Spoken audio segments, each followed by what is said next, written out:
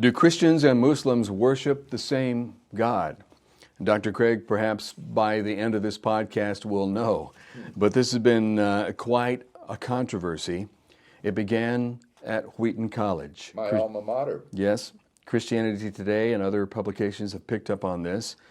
Of course, if you're familiar with Wheaton, it's an evangelical school in suburban Chicago.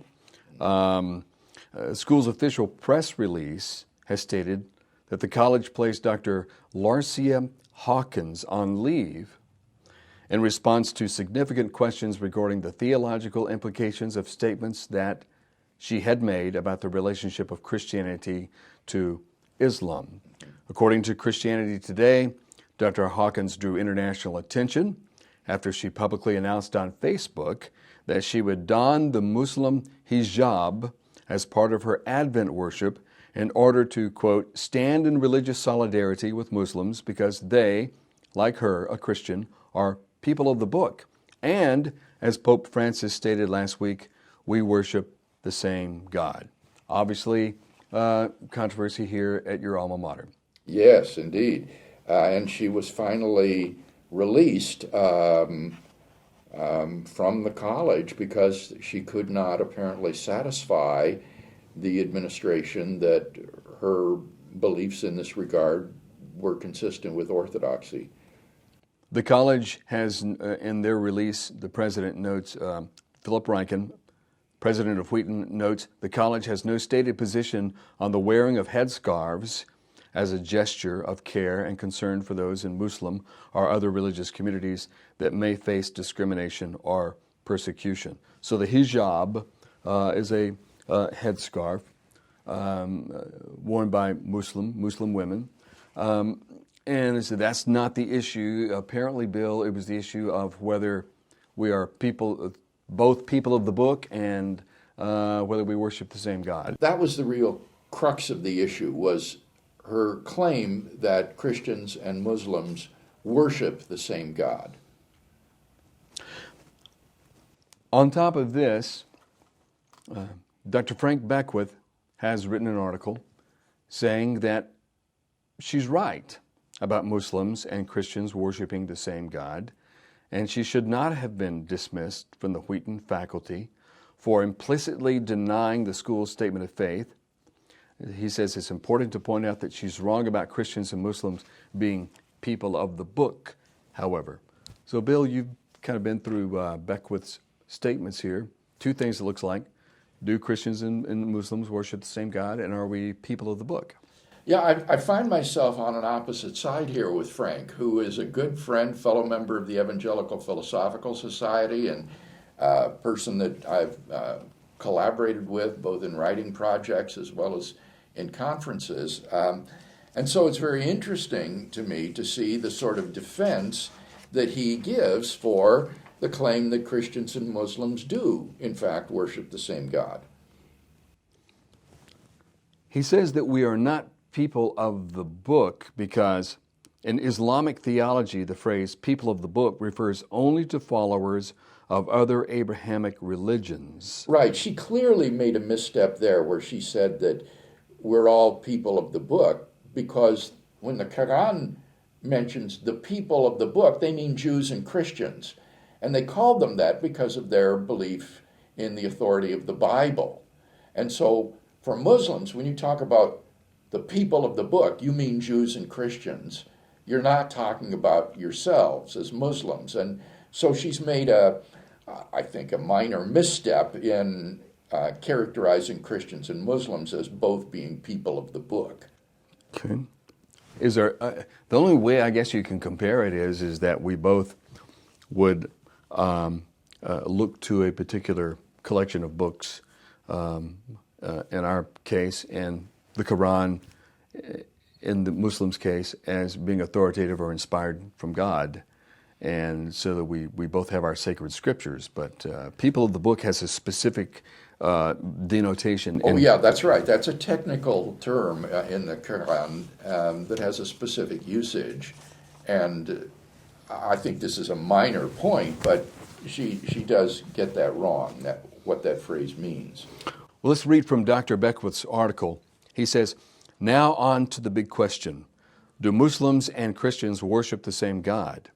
To answer it well, we have to make some important philosophical distinctions. First, what does it mean for two terms to refer to the same thing? Take, for example, the names Muhammad Ali and Cassius Clay. Although they are different terms, they refer to the same thing, the boxer. For each has identical properties. Whatever is true of Ali is true of Clay and vice versa. And you can do the same thing with Robert Zimmerman and Bob Dylan. Robert Zimmerman is Bob Dylan's real name. Norma Jean Baker and Marilyn Monroe. They're the same person. So the fact that Christians may call God Yahweh and Muslims call God Allah makes no difference if both gods have identical properties. All right, let me interrupt there, Kevin, and comment. Beckwith, as a philosopher, construes this question as about the theory of reference. What does it mean to refer to the same thing? And this is a profound philosophical issue that actually lies very much at the heart of the work that I've been doing on God and abstract objects. How do terms refer to objects? And he asked the question, what does it mean for two terms to refer to the same thing? These are called co-referring terms. Two different words, two terms, refer to the same object or referent or denotation. And he gives the example of Muhammad Ali and Cassius Clay, and then he says, although they are different terms, they refer to the same thing. Why? For each has identical properties. So he's laying out here a sufficient condition for two terms to be co-referring. And it would seem to be the following, saying if the reference of two terms have identical properties, then the terms refer to the same things. So if the reference or the denotations of two terms have identical properties, then these two terms are co-referring. They both refer to the same thing. And we can accept that for the sake of argument. Let's accept that that's a sufficient condition for two terms referring to the same thing, namely the reference or the objects of those terms have identical properties. So now he wants to apply this to terms for God. And he says, so the fact that Christians may call God Yahweh and Muslims call God Allah makes no difference if both gods have identical properties.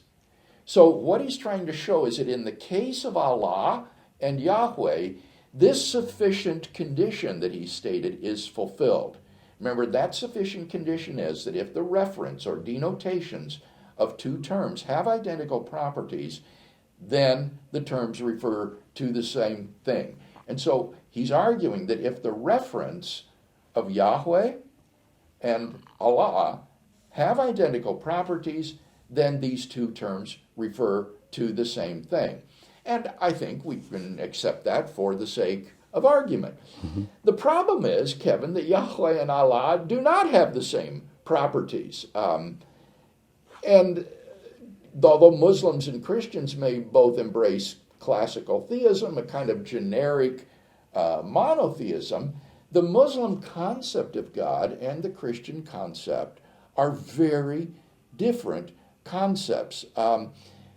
In my own work, I have focused upon the Trinitarian nature of God in Christianity in contrast to Islam, which is a Unitarian doctrine of God. It believes God is just one person, whereas we Christians believe God is three persons. I also think that the nature of God in Islam is radically different than God's nature in Christianity, in that the God of the Bible is an all-loving God who has universal, unconditional love for all people. And that's very different from the God of the Quran, who is not all-loving, who has no love for unbelievers and non-Muslims, but reserves his love only for those who do the confession and pay alms.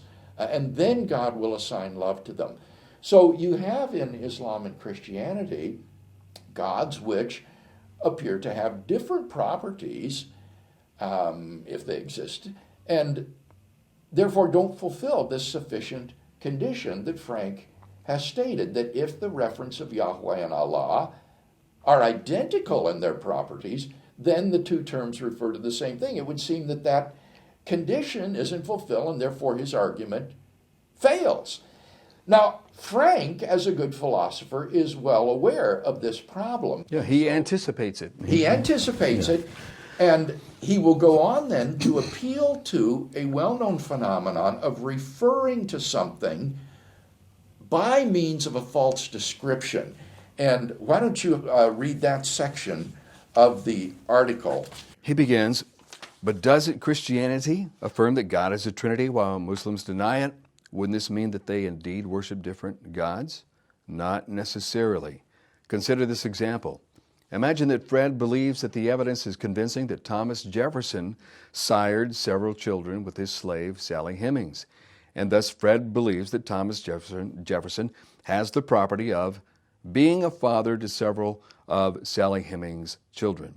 On the other hand, suppose Bob does not find the evidence convincing and thus believes that Thomas Jefferson does not have the property of being a father to several of Sally Hemings' children. Would it follow from this that Fred and Bob do not believe that the third president of the United States was the same man? Of course not. In the same way, Abraham and Moses did not believe that God is a Trinity, but St. Augustine, St. Thomas Aquinas, and Billy Graham do.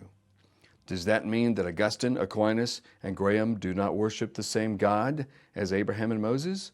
Again, of course not. The fact that one may have incomplete knowledge or hold a false belief about another person, whether human or divine, does not mean that someone who has better or truer knowledge about that person is not thinking about the same person. Right.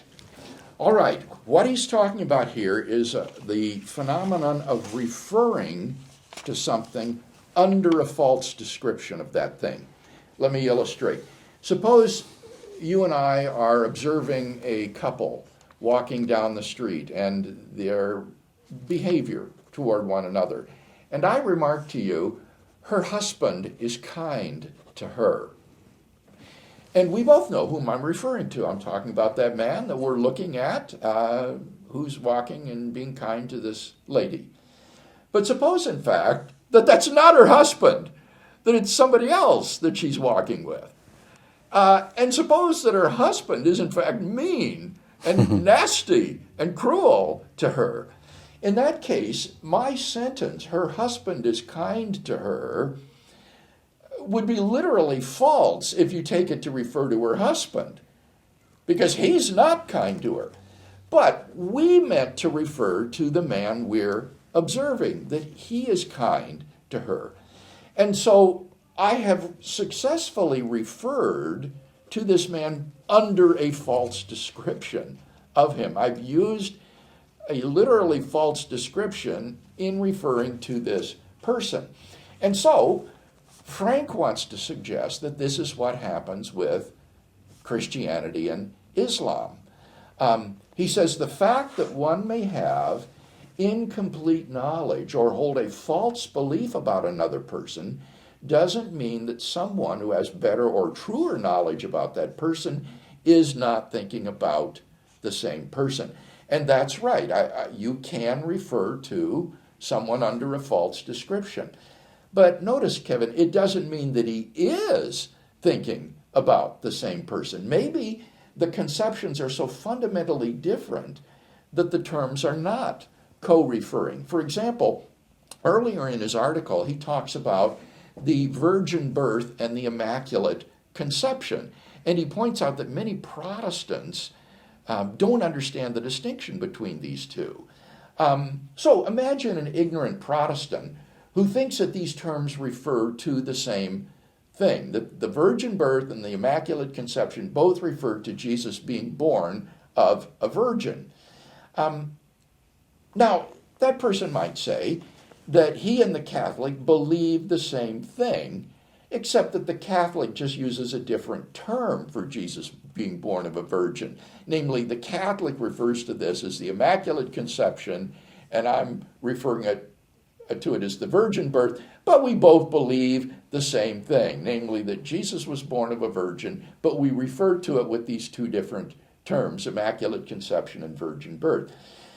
Well, supposedly then that he finds out that Catholics are not referring to Jesus' virgin birth when they talk about the Immaculate Conception, that they're in fact referring to Mary's being born without original sin. Would he now continue to say that he and the Catholic mean the same thing by their terms? No, he would now say, oh, well, the Catholic was referring to something else when he talked about the Immaculate Conception.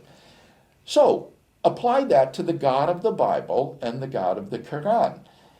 Is this just a case of referring to the same God under a false description in one case? Or are they in fact referring to two deities? Just like someone talking about the Immaculate Conception, the virgin birth, are really referring to two different things. What Frank has not done in his article is he hasn't given us the necessary conditions for two terms to be co-referring. He has given us sufficient conditions for when two terms are co-referring, but he hasn't told us what conditions must be met for the two terms to be co-referring. And so his argument simply doesn't go through, and the article ends too abruptly at this point. He has only shown that if two referents have identical properties, then the terms refer to the same thing. But he hasn't shown us under what conditions you must be referring to the same thing when they have radically different properties. Now, when I deal with this question, Kevin, in my work on Christianity and Islam, I think that it's best just to avoid these problems that arise from reference by asking instead about the Muslim and Christian concepts of God. Do the Muslim and the Christian have the same concept of God? And here I think we can argue that the conceptions of God in Christianity and Islam are so fundamentally different that they're not the same God. And it's not just a matter of the Trinity being different, it's also a matter, as I say, about the very moral character of God. I think that the Islamic conception of God is a morally defective concept because God is not an all-loving being. He loves conditionally. Only those who first love him, say the confession and pay the alms, do the prayers, those are the ones that God loves. And I was very interested, Kevin, in looking into this whole controversy at Wheaton, that Miroslav Volf, who is a well-known evangelical theologian who has also defended Professor Hawkins by saying Muslims and Christians worship the same God, recognizes these fundamental differences between the Islamic and Muslim conceptions of God. Here's what he says in the Washington Post. He says, in addition to contesting the Trinity and the incarnations, Muslims also contest the Christian claim that God is love, unconditional and indiscriminate love. There is no claim in Islam that God justifies the ungodly and no command to love one's enemies. But these are the signature claims of Christian faith. Take the redemption of the ungodly and the love of the enemy out of the Christian faith, and you unchristian it. He says, I wish that those who insist that Christians worship an altogether different God than Muslims latched on to this difference, that instead of wanting to end Muslims they deem to be their enemies in the name of God, they would seek to embrace them in the name of Christ. If they did so, they would need to show how struggle against enemies is a way of loving them, an argument that many great theologians in the past were willing to make. And I think that Volf here sees the fundamentally different conceptions of God in Islam and Christianity with respect to the moral character of God. and God's being an all-loving being, which is radically different, as he says, from the Muslim concept of God. And so, in my view, rather than mask over these differences and attempt to have schmoozy interfaith dialogue to say we all believe in the same God and we really worship the same deity, we need to draw clear lines of differentiation and honestly talk about our differences. Well, Bill, because that's exactly what's going to happen here, probably from the Christianity Today article and just from what I've seen blow up on the internet from Frank's article, and that is there's going to be a lot of schmooze. There is going to be a lot of schmoozy, we're just worshiping the same God. And that could cause downright confusion. See, someone like Wolf thinks that in a world which is riven by jihadism and interreligious strife, that we need to do everything we can to promote peaceful coexistence and get along with each other. I think the demands of the day are much different.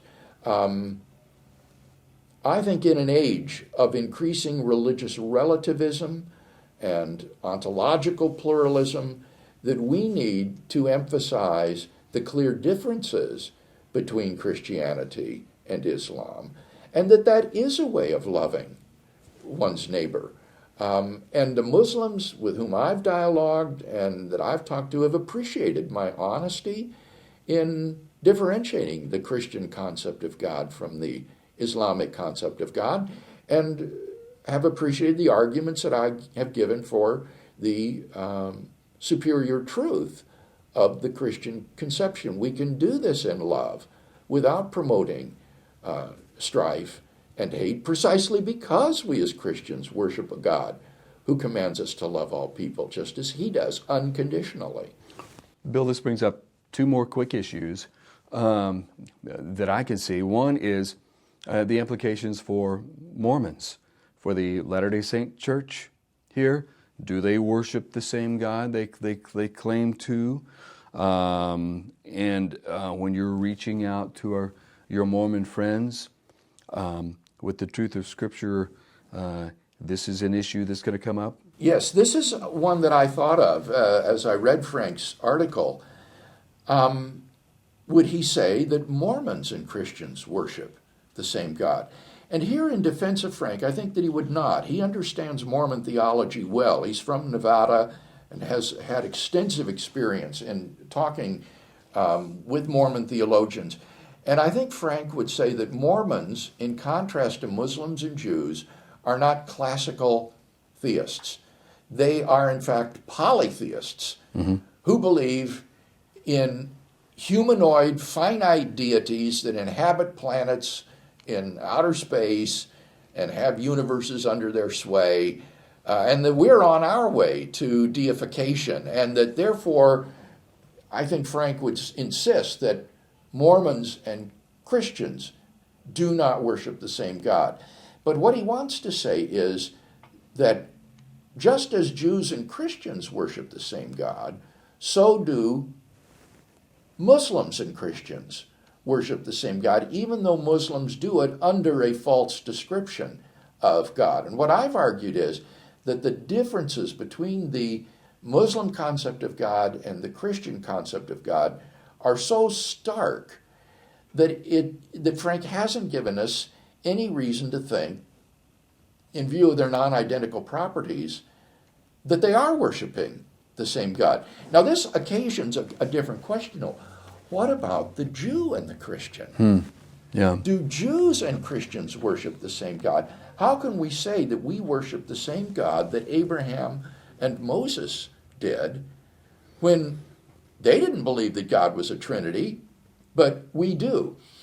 Well, here's what I would say in response to that question.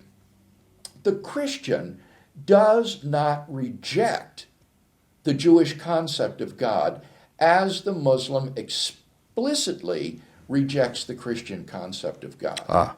The Christian finds the same God of the Old Testament more fully revealed in the New Testament. he doesn't repudiate the God of the Old Testament. He believes that the God of the Old Testament reveals himself more fully in the New Testament.